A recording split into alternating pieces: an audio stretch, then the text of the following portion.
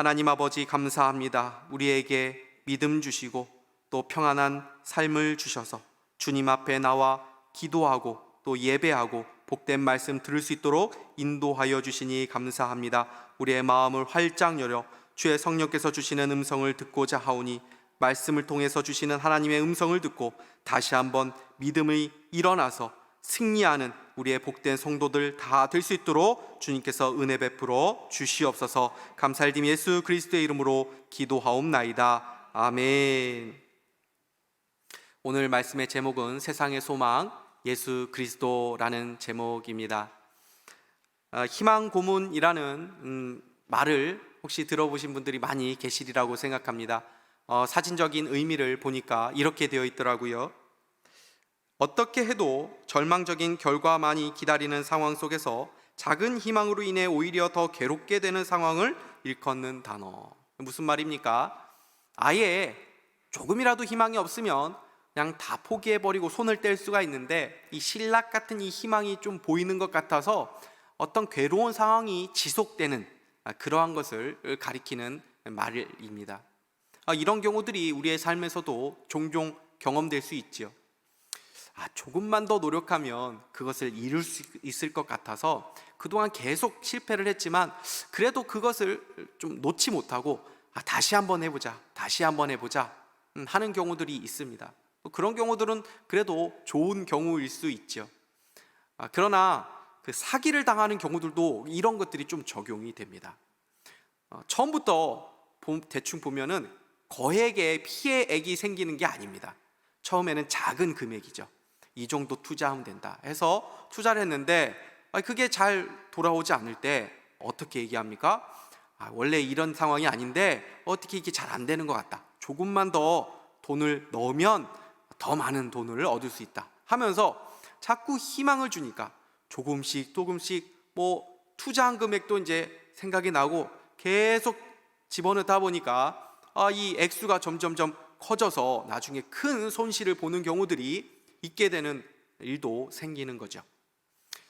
그렇게 제가 큰 피해를 본 것은 아니지만 제가 어렸을 때도 이 비슷한 사기를 당한 적이 있습니다. 여러분들이 보기에 제가 그래도 인상이 나빠 보이진 않지 않습니까? 잘생겼다라는 말을 하는 게 아닙니다.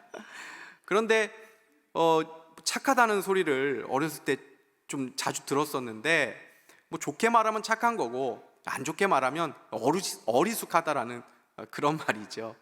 그래서 제가 속았던 것 같습니다. 초등학교 3학년 정도 됐던 시절로 기억이 나는데, 어느 날 사촌 형네 집에 갔다가 이 동네에서 이제 비비탄 총싸움을 막 신나게 하고 돌아와서는 이 비비탄 총을 갖고 싶은 마음이 제 머릿속을 가득하게 채웠습니다. 돈은 없고 그 총은 갖고 싶고. 근데 어느 날 우연히 보니까 학교 앞에 뽑기 기계가 있는데 이 1등 이 당첨 상품이 이 비비탄 총이었습니다. 그래서 저거를 좀 해봐야겠다 해서 50원, 100원 이렇게 하는데 잘 걸립니까? 잘 안 걸리죠. 어느 친구가 와가지고 저한테 그렇게 얘기하는 것입니다. 종필아, 1,000원을 주면 내가 분명히 그거 뽑을 수 있어. 그래서 제가 열심히 돈을 모아서 그 친구한테 1,000원을 만들어서 줬습니다. 그리고 같이 뽑기 기계에 가서 그 친구가 하는 것을 제가 계속 봤습니다. 지금 생각하면 그 친구가 하나 제가 하나 똑같은 거 아닙니까? 근데 그 당시에는 뭔가 그 친구한테 특별한 기술이 있는 것 같이 느껴졌습니다. 그래서 1,000원을 줬는데 당첨이 됐을까요? 온갖 사탕과 꽝도 걸리고 문어발 이런 것들은 다 걸려도 이 비비탄 총은 나오지 않았습니다. 저의 가슴을 채워주지 못하는 그런 온갖 잡다한 그런 경품들을 가지고 집에 가가지고 이걸 또 엄마한테 걸리면 혼날 텐데 하면서 어디에 숨겨야 되나 이런 고민을 했던 기억이 있었습니다. 근데 여기서 끝나지 않았습니다. 이 친구가 종필아, 1,000원을 정말 다시 주면 내가 조립해서 만들어줄 수가 있어. 제가 또 그것을 믿어서 열심히 돈을 모아서 1,000원을 줬습니다. 근데 이 친구가 강간무소식입니다. 나중에는 하루가 멀다 하고 친구야, 그 총 언제 만들어져? 언제 줄 수 있어? 계속 하루가 멀다 하고 물었는데 나중에는 이 친구가 막 화를 내면서 이번 주 주일날 그 일요일이라고 그러죠. 일요일 날 우리 집에 오면 내가 줄게 이러는 겁니다. 당시 저의 집과 그 친구의 집이 상당히 멀었습니다. 근데 저는 그 주일만은 아주 고대하고 기다리다가 그 주일이 되었을 때 그 친구 집까지 열심히 오랜 시간을 걸려서 기쁜 마음으로 걸어갔습니다. 그 친구의 문을 들고 나왔어, 총 줘. 했는데 그 친구가 굉장히 황당한 표정을 지었던 것을 제가 아직도 기억을 합니다. 당연히 그 총을 받지 못했죠. 그런데 그걸로 일단락이 됐지만 만약에 그 친구가 다시 저에게 돈을 요구하면서 내가 또 만들어줄 수 있어요 이랬다면 저는 아마도 또 돈을 주었을 것 같습니다. 그 어린 나이에 저는 정말 이 친구의 그 배신의 상처를 그때 처음 아마 느꼈던 것 같습니다. 제가 이 아픈 상처의 기억을 여러분에게 꺼내는 이유는 이것이 한 어린아이의 해프닝으로 같은 이야기로 끝날 수 있는 일이지만 어찌 보면 이 세상 가운데에 살아가는 우리들의 삶의 이야기일 수도 있다 싶기 때문입니다. 세상은 끊임없이 우리에게 희망 고문을 합니다. 그러면서 우리를 속이죠. 우리들에게 많은 돈을 모으면 행복할 것이라고 우리를 속입니다. 소유에서 행복이 온다라고 가르치는 것이지요. 광고가 그런 거 아닙니까? 뭔가 멋있는 연예인들이 그 물건을 가지고 세상에서 가장 아름답고 행복한 표정을 짓습니다. 이것을 무엇을 알려주는 것입니까? 이것 가지고 있으면, 이것 얻으면 행복할 수 있다는 것을 암시해주는 그 광고인 것이죠. 다른 사람보다 더 많이 일하고 더 노력해서 다른 사람들보다 더 앞서게 되고 그렇게 경쟁해서 이기면 다른 사람들보다 더 행복한 삶을 살 수 있다고 세상은 말합니다. 그래서 끊임없이 우리들을 안식이 없고 우리 안에 있는 탐욕을 계속 부추기게 하면서 끝없는 그 질주의 인생을 살아가게 하는 것이지요. 그러나 하나님은 이렇게 안식을 누리지 못하고 고통 가운데 살아가는 이 인생을 구원하기 위하여 예수 그리스도를 이 땅에 보내어 주셨습니다.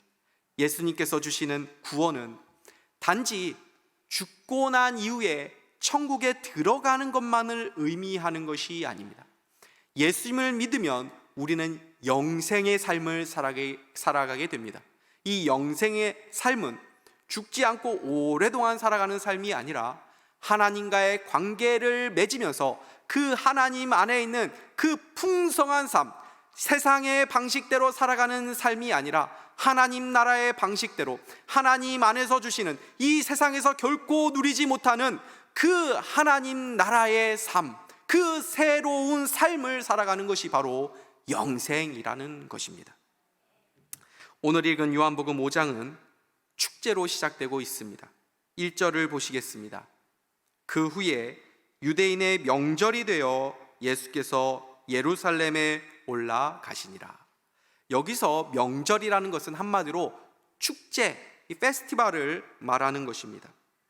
유대인의 절기는 세상에서 모든 유대인들이 다 찾아오는 그러한 축제의 날이었습니다. 그러나 이 매우 화려한 이 활기와 기쁨이 넘치는 축제의 뒷면에는 비참하고 음울한 모습이 한켠 감추어져 있었습니다. 2절과 3절 말씀을 함께 보시겠습니다.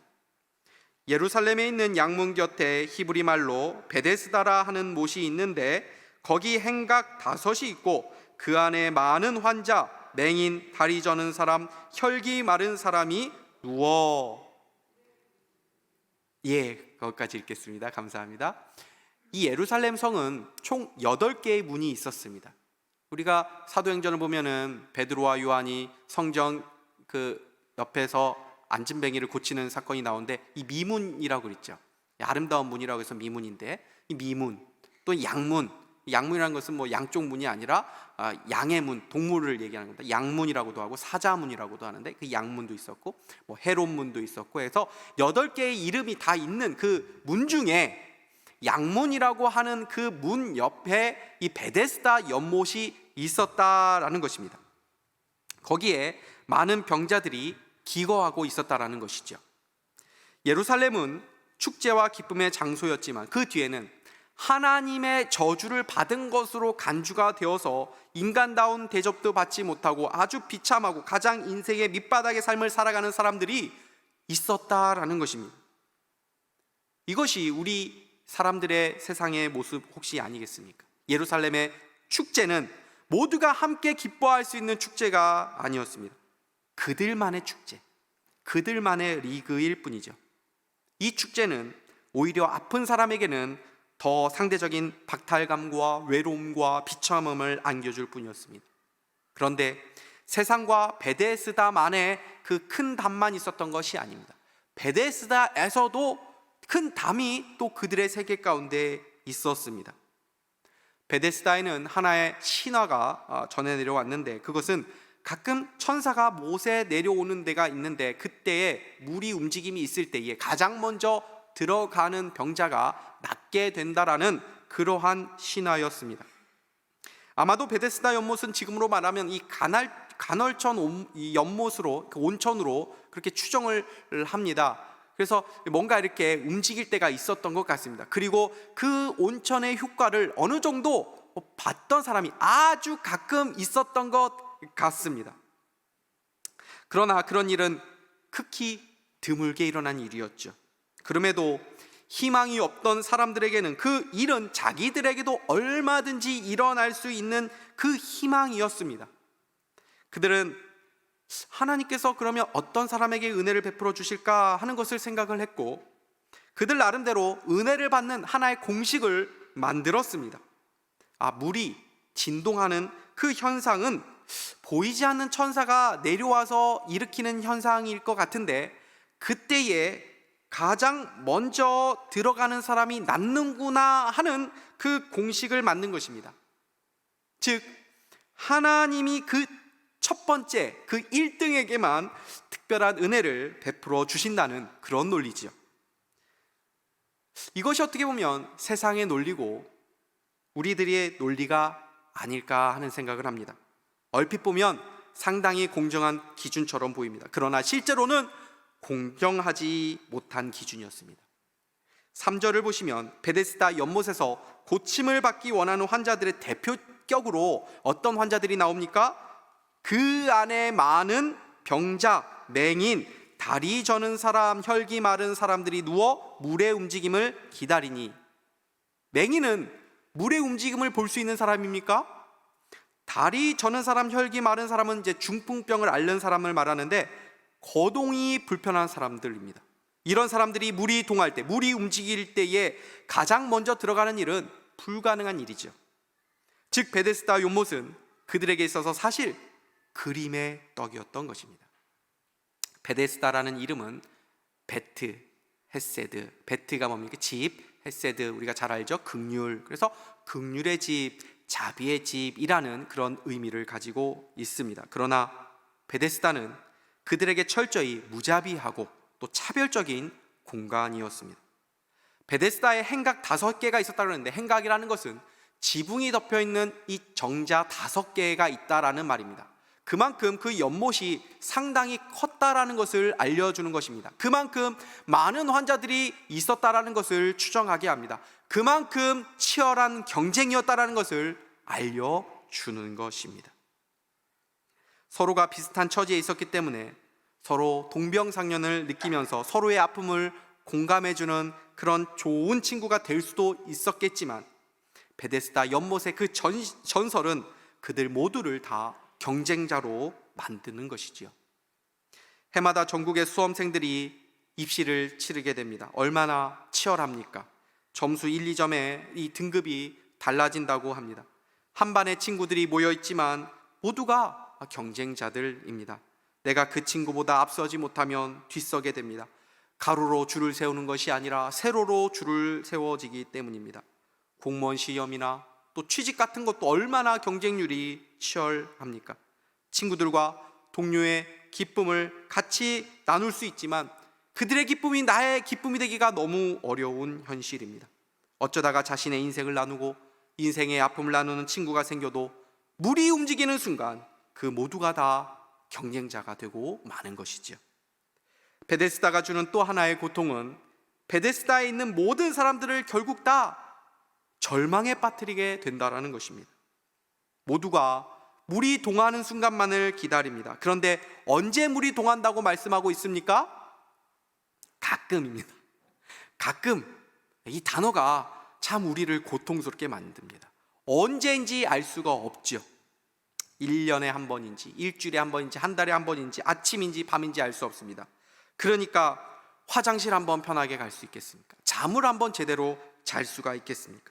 그래도 혹시나 나을 수 있을지 모른다는 그 신락 같은 희망 한 자락을 붙잡고 자신의 인생을 베데스다 연못에 모두 거는 순간, 그들은 자신에게 주어진 삶을 의미 있게 살아가지 못하고 다 그 연못만을 바라보며 의미 없는 인생을 살아가게 되는 것이죠. 베데스다 연못은 끝내 모든 사람들을 허무에 빠뜨립니다. 이 베데스다 연못에 내려오는 전설은 말 그대로 전설이지 진실이 아니기 때문입니다. 오로지 남들보다 앞서면 행복할 수 있다는 믿음을 가지고 모든 것을 인내하고 모든 것을 쏟아 부어서 결국 그렇게 원하는 자리에 가도 사람들이 결국 깨닫게 되는 것이 무엇입니까? 공허함입니다. 그때 그들은 비로소 깨닫습니다. 내가 생각했던 삶은 이것이 아니었는데, 내가 원하고 내가 기대했던 삶은 이것이 아니었는데. 이어령 박사의 딸인 이민아 목사가 쓴 책에 이민아 목사가 어렸을 때의 아버지에 대한 원망하는 그 글이 나옵니다. 자기 전에 인사를 드리기 위해 아버지가 글을 쓰고 있는 서재문을 두드렸다. 오늘따라 특별히 예쁜 잠옷을 입었기에 아버지가 굿나잇 해주기를 기대했다. 하지만 아버지는 쳐다보지도 않고 건성으로 손을 흔들기만 했다. 오늘도 역시 하는 생각에 시무룩해져 돌아섰다. 이민아 목사가 이제 나중에 암에 걸려서 이제 아버지보다 먼저 소천을 하게 되지 않습니까? 그 다음에 이 글을 읽은 이 이어령 박사가 훗날 책을 쓰면서 이 이민아 목사를 향한 글을 이렇게 적었습니다.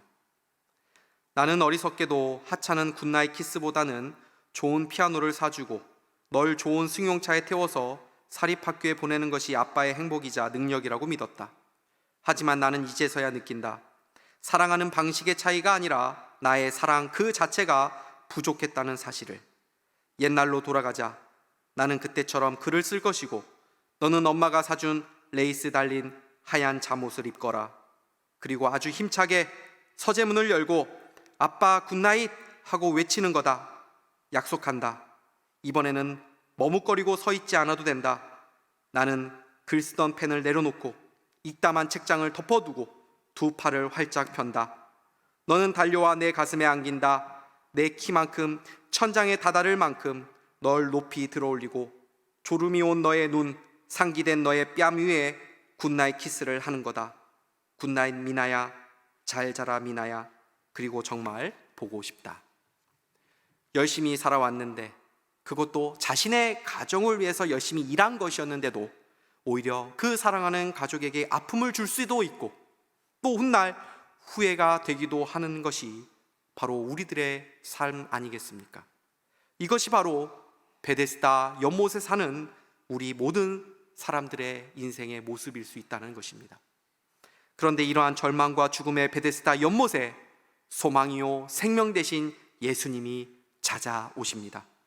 예수님이 예루살렘에 방문하셨을 때 제일 먼저 찾으신 것은 그 기쁨과 환희가 가득한 축제의 장소가 아니라 그 뒤편에 가장 가망 없는 환자들, 거절당한 사람들, 잊혀진 사람들, 이름이 없이 고통당하고 신음하는 그 아픔의 그 현장으로 예수님은 찾아가셨습니다. 그리고 가망 없는 그 인생 중의 인생이었던 38년 된 병자에게 다가가셨습니다. 그리고 물으셨습니다. 내가 낫고자 하느냐? 그때 이 환자가 이렇게 대답합니다. 7절 말씀입니다. 병자가 대답하되 주여 물이 움직일 때에 나를 못에 넣어주는 사람이 없어 내가 가는 동안에 다른 사람이 먼저 내려가나이다. 나를 데려다 주는 사람이 없다는 말을 볼 때 이 38세 병자는 아마도 혼자서 움직일 수 없는 그런 상황이었던 것 같습니다. 이 환자는 매일 물이 움직인다 하더라도 1등으로 그 연못에 들어가기가 불가능했던 사람이었습니다. 이 환자가 누구입니까? 바로 예수님 없이 살아가는 모든 인생을 알려주는 것입니다. 우리에게는 소망이 없다는 것입니다. 우리는 스스로 문제를 해결할 능력이 없다는 것입니다. 우리는 죄에서 벗어날 힘이 없습니다. 우리는 중독에서 벗어날 힘이 없습니다. 참된 안식을 누릴 힘이 없다는 것입니다. 그런데 이런 절망스러운 우리들에게 소망이 생겼습니다. 그런 우리들에게 예수님이 먼저 찾아와 주신 것입니다. 38년 된 병자는 예수님을 알지도 못했습니다. 예수님께 먼저 도움을 구하지도 않았습니다. 이 38년 된 병자를 먼저 찾아오신 분은 바로 예수님이셨습니다. 그리고 말씀하셨죠. 내가 낫고자 하느냐. 그런데 이 38년 된 환자의 대답이 정말 재미있습니다. 뭐라고 대답합니까? 저곳에 1등으로 들어가고 싶은데 저를 저 못에 넣어줄 사람이 없습니다. 무슨 말입니까? 이 환자는 지금 물에 가장 먼저 들어가는 것하고 자신이 가장 원하는 치유받는 것하고 동일하게 지금 여기고 있는 것이죠. 그런데 물에 먼저 들어가게 해준다고 낫는 것입니까? 아니죠. 이 환자는 자기가 낫지 못하는 이유가 저 연못에 먼저 들어가지 못하기 때문이라고 지금 굳게 믿고 있습니다. 내가 불행한 이유가 예수님이 없어서가 아니라, 예수님과 멀어져 있기 때문이 아니라, 내가 원하는 그 위치, 내가 원하는 그것을 내가 못 얻어서 그렇다고 생각한다는 것입니다. 이 병자는 진정으로 자신이 필요한 것이 무엇인지를 알지 못했습니다. 지금 그 앞에는 모든 세상과 또 그를 창조하신 창조주가 서 계십니다. 모든 것을 다 하실 수 있는 전능하신 분을 지금 그는 만나고 있습니다. 그런데 지금 그가 예수님께 구하고 있는 것이 무엇입니까? 너무나도 우습게도 그 연못에 1등으로 들어가게 해달라는 것입니다. 혹시 우리도 예수님께 그런 것을 구하고 있지는 않습니까? 머리로는 예수님이 온 우주 만물의 주인이시고 전능하신 분이라는 것은 알고 있으면서도 결국 그 예수님에게 구하는 것이 다른 사람들보다 더 앞서게 하고 이 치열한 경쟁에서 성공하게 해달라는 것만을 구하고 있지는 않습니까? 사랑하는 성도 여러분, 예수 밖에는 우리의 참된 행복과 우리의 참된 만족과 우리의 참된 쉼이 없는 줄 믿으시기 바랍니다. 세상은 끊임없이 이 세상에서 너희들이 원하는 행복, 너희들이 만족할 수 있는 것, 너희들의 안식이 있다라고 속입니다. 그러나 속지 마십시오. 예수 밖에는 그러한 삶을 결코 우리가 누릴 수 없다는 것입니다. 그러므로 우리가 가장 구해야 될 것이 무엇입니까? 예수 그리스도 그분입니다. 예수님을 더 알기 원해야 되고 예수님을 더 경험하기를 원해야 됩니다. 예수님과의 더 친밀한 교제의 삶을 누릴 때 우리는 비로소 우리의 참된 행복과 안식을 경험하게 되는 것입니다. 예수님은 이 환자의 대답을 들으시고 연못에 가장 빨리 넣어주는 대신에 예수님 자신이 어떤 분이신지를 알려주십니다. 우리 8절 말씀입니다. 예수께서 이르시되 일어나 내 자리를 들고 걸어가라 하시니 아멘. 진정한 베데스다. 자배의 집이 누구입니까? 예수님 자신이라는 것을 알려주는 것입니다. 예수님이 명령하셨을 때에 38년 된 환자가 어떻게 되었습니까? 9절 말씀입니다. 그 사람이 곧 나아서 자리를 들고 걸어가니라. 이날은 안식일이니. 사도 요한은 예수님의 기적과 이 안식일을 지금 의도적으로 연결시켜 놓고 있습니다. 예수님은 안식일에 병을 고치면 어떠한 율법을 어기는 일이 되기 때문에 시비에 휘말릴 수 있다는 것을 아셨습니다. 그럼에도 불구하고 이 기적을 행하시면서 이 기적과 안식일에 어떤 연관성이 있다는 것을 보여주시기를 원하신 것입니다. 오늘 말씀의 핵심이 무엇입니까? 예수님만이 이 세상의 소망이라는 것입니다. 예수님만이 이 세상에 그리고 우리들에게 참된 안식을 줄 수 있다는 분임을 알려주는 것입니다. 세상은 경쟁과 전쟁만 있을 뿐입니다. 세상은 이 경쟁의 레이스를 벗어나고 싶어 하지만 이 경쟁을 중단하는 순간 불행해질까봐, 이 경쟁을 중단하는 순간 내 모든 것을 다 잃어버릴까봐 두려워서 중단하지 못합니다.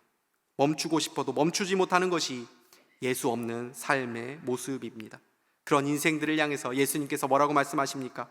스스로 인생 주인이 되기를 포기하라는 것입니다. 멈추고 싶어도 멈추지 못하는 우리들의 인생을 향해서 너희들이 스스로 구원할 수 없으니 너희들이 스스로 구원할 수 없다는 것을 인정하라는 것입니다. 사도 요한은 요한복음을 기록한 목적을 요한복음 20장 31절에 이렇게 기록해 놓고 있습니다. 우리 같이 한번 읽겠습니다. 시작. 오직 이것을 기록함은 너희로 예수께서 하나님의 아들 그리스도이심을 믿게 하려 함이요 또 너희로 믿고 그 이름을 힘입어 생명을 얻게 하려 함이니라. 아멘. 이것을 기록한 목적이 무엇이라고 말씀합니까? 예수님이 하나님의 아들임을 믿게 하고 그렇게 해서 우리에게 생명을 얻도록 하기 위해서라는 것입니다. 이 생명이 무엇입니까? 설교 초반에 말씀드린 바와 같이 이 영생은 이 땅의 방식, 이 세상의 방식으로 살아가는 그 백성의 삶이 아니라 하나님 나라의 백성으로 살아가는 그 하나님 안에 있는 풍성한 삶이 바로 영생입니다. 그 영생의 삶, 그 예수님과 함께하는 그 풍성한 삶은 치열한 경쟁에서 남보다 조금 앞서는 삶이 아닙니다. 다른 사람들보다 더 안전한 자리를 확보하는 그 삶이 아닙니다. 이 세상에서 좀 더 높은 자리에 올라서는 것도 아닙니다. 주님은 베데스다와 같은 세계에서 우리를 벗어나도록 새 생명과 새로운 삶의 방식을 주신 것입니다. 조금만 더를 외치며 끝없이 탐욕의 질주를 하는 이 세상에서 다른 사람들보다 조금 더 앞에 있을 때 행복해질 수 있다라고 믿는 이 세상에서 벗어나서 참된 자유와 안식을 누리도록 우리를 불러주신 것이죠. 수고하고 무거운 짐진 자들아 다 내게로 오라 내가 너희를 쉬게 하리라. 예수님은 더 이상 우리의 삶을 우리 스스로가 책임지는 인생을 살지 않아도 된다라고 말씀합니다. 여러분의 인생의 짐을 예수님께 맡길 수 있는 믿음이 있기를 바랍니다. 말씀을 맺겠습니다. 오늘 예수님은 우리들에게도 지금 동일한 말씀을 하고 계십니다. 일어나 내 자리를 들고 걸어가라. 예수님은 지금 주님 안에서 참된 쉼을 우리에게 허락해 주셨다고 말씀합니다. 그런데 그 주님 안에 있는 참된 쉼을 누리고 계십니까? 아니면 혹 아직도 이 베데스다 연못을 바라보면서 힘겨운 삶의 짐을 계속 붙잡고 안식이 없는 삶을 살아가고 계십니까? 지금 여러분의 앞에 진정한 베데스다가 되시는 예수님이 서 계십니다. 그분이 여러분을 찾아오셔서 하시는 말씀을 다시 새겨보십시오. 수고하고 무거운 짐진 자들아 다 내게로 오라 내가 너희를 쉬게 하리라. 이 예수님께 지금 여러분들이 지고 있는 삶의 짐이 있다면 내어드릴 수 있는 믿음이 있기를 바랍니다. 우리가 예수님이 주신 이 하나님의 나라의 방식을 따라 살아갈 때에 우리의 삶의 참된 안식의 나라, 샬롬의 나라, 하나님의 나라를 경험하게 될 줄 믿습니다. 우리의 참된 소망이신 예수님만을 바라보면서 그 하나님의 나라를 우리의 삶 가운데 경험하며 또 세워갈 수 있는 저와 여러분 될 수 있기를 주님의 이름으로 축복합니다. 기도하시겠습니다. 하나님 아버지, 우리에게 먼저 예수 그리스도를 보내어 주셔서 이 아비규환과 같은 세상에서 구원해 주시고 하나님의 나라의 백성의 삶, 그 영생의 삶을 누리게 하시니 감사합니다. 그러나 저희들의 믿음이 없고 또 탐욕으로 인하여 주님이 허락하신 그 풍성한 삶을 누리지 못하고 다시 베데스다의 삶을 추구하고 있다면 오늘 이 시간 일어나 그 자리를 떠나가라는 주님의 금성 듣게 하여 주셔서 이 세상의 방식이 아니라 예수 안에서 누리는 참된 자유와 쉼을 누리며 하나님 나라의 방식을 붙잡고 나의 삶에서 하나님의 나라를 세워가는 은혜를 우리 모두에게 허락하여 주시옵소서. 예수 그리스도의 이름으로 기도하옵나이다. 아멘.